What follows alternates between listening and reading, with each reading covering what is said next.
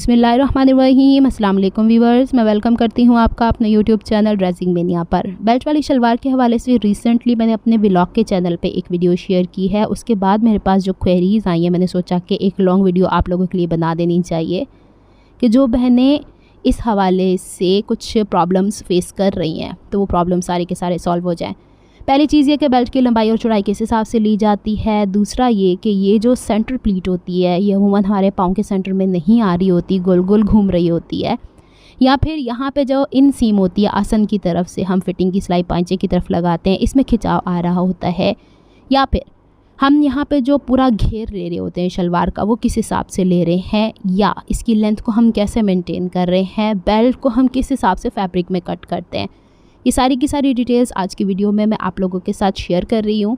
अपने साइज़ के अकॉर्डिंग आप इसे कम या ज़्यादा कर सकते हैं। पांचे की चौड़ाई आप अपने हिसाब से देख सकते हैं, क्योंकि फर्शी शलवार में आपको पता है आजकल खुले पांचे चल रहे हैं। तो हम बेसिकली यहाँ पे देखेंगे शलवार दो हिस्सों में डिवाइडेड होती है, पहला बेल्ट और दूसरी नॉर्मल लेंथ जो कि आपकी पांचे तक जा रही होती है। ये सारी की सारी चीज़ें मैं आपको वर्बली सिखाने की कोशिश करूँगी। कटिंग तो ऑलरेडी मैंने शेयर कर दी, अगर आप देखना चाहें तो वो वीडियो देख लीजिएगा। यहाँ पे हम स्टार्ट करेंगे, लेकिन उससे पहले सबसे बेसिक चीज़ जो आप लोगों ने देखनी है कि आप इलास्टिक की हाइट क्या इस्तेमाल कर रहे हो। अच्छा, मज़ीद आगे चलूँ तो कपड़े पे डायरेक्ट कटिंग करने से पहले ज़रूरी है कि आप ये सारी चीज़ें नोटबुक पे पहले नोट कर लें, फिर उसके हिसाब से कटिंग करें, खासकर जो बहनें बिगनर हैं। अमूमन मैं एक इलास्टिक का रोल ले आया करती हूँ। इसकी हाइट मेरे केस में देखिएगा कि मैं 1.25 इंच की इलास्टिक हाइट में इस्तेमाल करती हूँ। बाज़ लोग 1 इंच की भी इस्तेमाल करते हैं, बाज़ लोग आधे इंच की भी इस्तेमाल करते हैं। हर एक की अपनी प्रायोरिटीज़ होती हैं।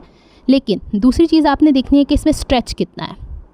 जैसे कि मेरे वाले हिसाब में अगर मैं यहाँ पे 3 इंच का इलास्टिक लेती हूँ, उसे खींच के मेजर करने की कोशिश करती हूँ तो ये 6 इंच तक खींच के जाता है, यानी जो इलास्टिक की चौड़ाई उससे 2 गुना ये खिंचाव में आता है। तो ये पहले आप लोगों को एक चीज़ देख लेनी है शलवार की कटिंग स्टिचिंग करते हुए या फिर इलास्टिक इस्तेमाल करते हुए। अब यहाँ पे आप पूरा बेल्ट देख रहे हैं। बेल्ट की हम पहले चौड़ाई की बात करेंगे। आज सारी चीज़ें डिटेल में बताऊंगी, ताकि अगर कोई गलती आप लोगों से होती है तो आप इस चीज़ को पहले देख लीजिएगा। ऑलराउंड बैंड को बनाना है, ये 2 हिस्सों में डिवाइडेड है। पहले तो आपने सिलाई का मार्जिन लेना है। बाज़ लोग तो आधा इंच सिलाई का मार्जिन लेते हैं और बाज़ लोग 1.25 इंच का। अब यहाँ पे आप देख रहे हो कि पूरा बैंड बनाते हुए मेरे पास इतना लंबा कपड़ा था कि बैक की तरफ तो जोड़ नहीं आ रहा, फ्रंट की तरफ ही जोड़ आ रहा है। तो फ्रंट की तरफ जोड़ आ रहा है तो जितना मेरे पास यहाँ पे बेल्ट की गुलाई है, जो आगे चल के मैं आपको बताती हूँ चौड़ाई कैसे रखिए, उसमें आपने 1 इंच का मार्जिन रखना है। लेकिन फ़र्ज़ करो बैक की तरफ भी जोड़ आता है, बाज़ कपड़े ऐसे होते हैं बैक की तरफ भी जोड़ आएगा, तो आपने फ्रंट जो एक पल्ला होगा उसमें 1 इंच इधर एक्स्ट्रा रखना है, 1 इंच उधर एक्स्ट्रा रखना है, तो ऑल राउंड में आप 2 इंच एक्स्ट्रा रखोगे। अब यहाँ मेरे केस में आधा इंच का मार्जिन छोड़ने के बाद ये तकरीबन 22 इंच आया है। तो यहाँ पे एक चीज़ आप लोगों ने जहन में रखनी है कि आपकी कुर्ती की जो नॉर्मल कुर्ती की फ़िटिंग होती है, खुले घेर की कमीज़ों की बात नहीं मैं कर रही हूँ, जहाँ से नॉर्मल चौक की लेंथ आपकी शुरू होती है, वहाँ पे कमीज़ की आप उसे बिछा लीजिएगा किसी सरफेस के ऊपर, और एक चौक का जो ओपनिंग पॉइंट है उससे दूसरे चौक के ओपनिंग पॉइंट की तरफ फ्रंट की तरफ से नाप लीजिएगा। मेरे केस में 20 इंच है।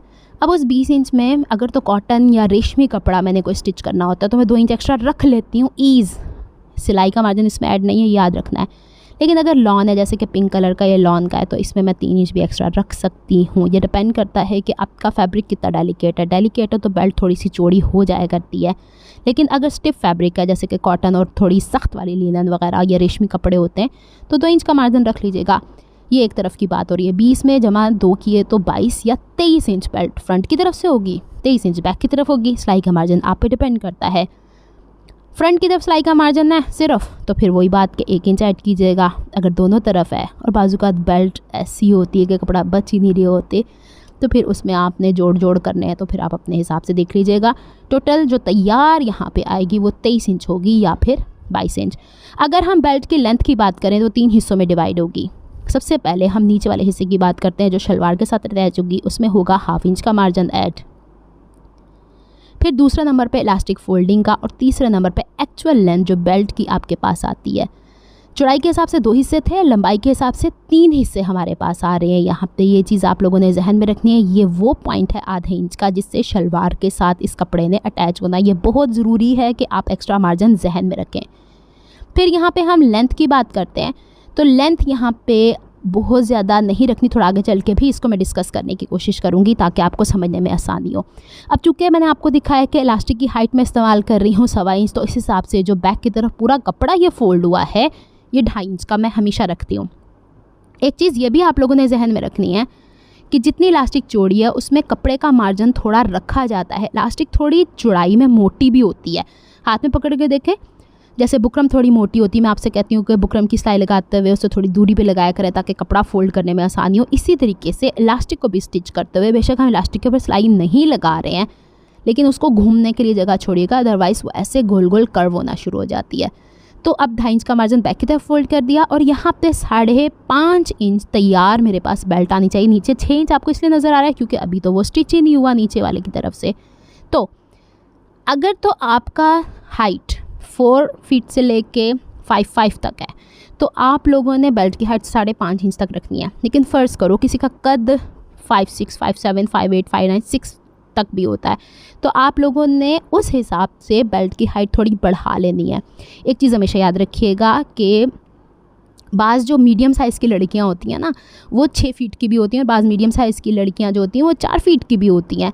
तो ज़रूरी थोड़ी है कि लेंथ दोनों की एक जितनी हम बढ़ाते ही चले जाएं। हमेशा चौड़ाई आपकी आपके बॉडी साइज़ के हिसाब से बढ़ेगी, यानी गोलाई जो आपकी बेल्ट की है वो extra large, large, double axle के हिसाब से बढ़ेगी। लंबाई कभी भी आपके साइज़ के हिसाब से नहीं बढ़ती, आपके कद के हिसाब से बढ़ती है, या आप कितनी लंबी इलास्टिक इस्तेमाल कर रहे हैं। जैसे कि मैं 1.25 इंच, बाज़ लोग 1.5 इंच की भी इस्तेमाल करते हैं, तो ऑब्वियस ही बात है इलास्टिक का मार्जिन थोड़ा ज़्यादा रखेंगे। तो ये चीज़ें आप लोगों को जहन में रखनी है। बाज़ लोग बेल्ट की लंबाई बहुत ज़्यादा लंबी कर लिया करते हैं। बेल्ट की लंबाई अगर आप लंबी कर लेंगे तो शलवार इतना डिस्कम्फर्ट आपको देगी बैठते उठते हुए, क्योंकि जब हमारे हिप बोन वहाँ से बेंड होती है और जोड़ वहाँ पे आ रहा होता है तो इतना डिस्कम्फर्ट होता है। अब बेल्ट के बाद हम शलवार की एक्चुअल लेंथ को देखते हैं कि जो ऑलरेडी मैंने कट करके रखी है, इसको भी हम किस तरीके से मेजर करेंगे, इसकी लंबाई चौड़ाई हम किस हिसाब से लेंगे वो भी मैं सारा आपके साथ डिस्कस किए देती हूँ।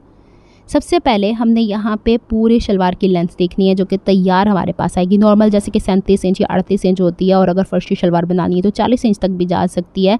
हर एक का एक डिफरेंट पैटर्न होता है, हर एक की हाइट भी डिफरेंट होती है, याद रखिएगा। अब ये भी 3 हिस्सों पर डिपेंड करेगी। पहला 1/2 इंच का मार्जिन जो ऊपर की तरफ स्टिच होगा ये एक्स्ट्रा रखना पड़ता है, और बॉटम की तरफ 1/2 इंच का मार्जिन जो कि हमारा पाइंच ऑफ फोल्डिंग के लिए दरकार होता है, ये 1 इंच तो रखना ही रखना है।